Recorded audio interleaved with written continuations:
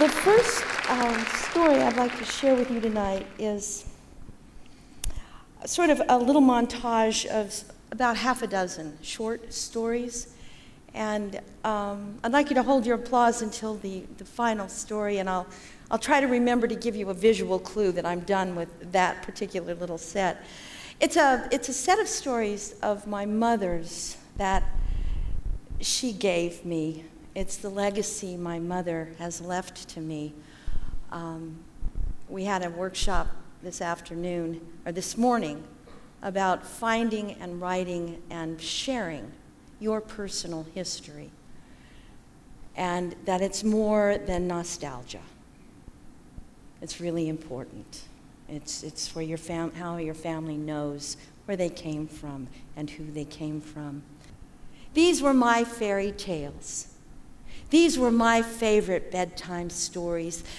The stories about my mother when she was a young girl, the sort of young girl I was growing into.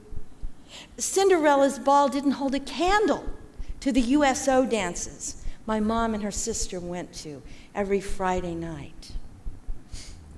And so that's what I want to share with you tonight, some of my mother's stories from those times. And I'd like to share them in my mother's voice, the way I heard them.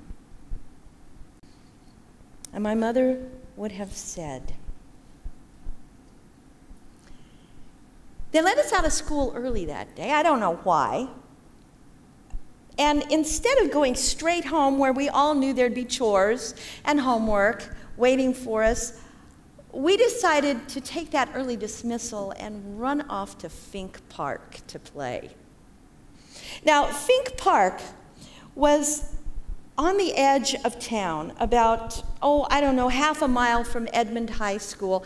In those days, that was out in the boonies, right on US Highway 66. Now, you wouldn't know it was a park, except for the sign that the WPA had erected in front of it to say it was a municipal park. It did have a concrete picnic table and benches, but the only playground equipment in the whole park was a big tree with a branch overhanging a red rock gully, a rope, several knots tied on it. I knew the hiking trails in that park to be old cattle trails, just like the ones that ran through my father's farm. This was Fink Park. This was our playland. Now that tree with the rope swing, you know, when I was 10 years old, 11 years old, I'd grab that rope swing and run. I'd sail into the air without a thought to my safety or what I was doing. But here we were, young ladies, 16 years old. We knew words like chasm. We knew words like abyss. And our hearts were thumping as we approached that rope swing. I remember Norma Jean was the first one. She grabbed onto that rope and she pushed off and she hollered, "Yee-haw!" all the way across the gully, over and back, over and back, over and back.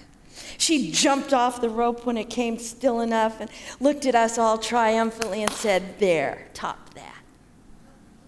Well, Harriet Lindstrom was next. Shy little Harriet.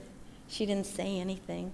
She just grabbed onto that rope and pushed off and watched the ground moving beneath her as she swung over and back. And when she was finished, she stood up tall, gave us all a quiet little smile, handed the end of the rope to me.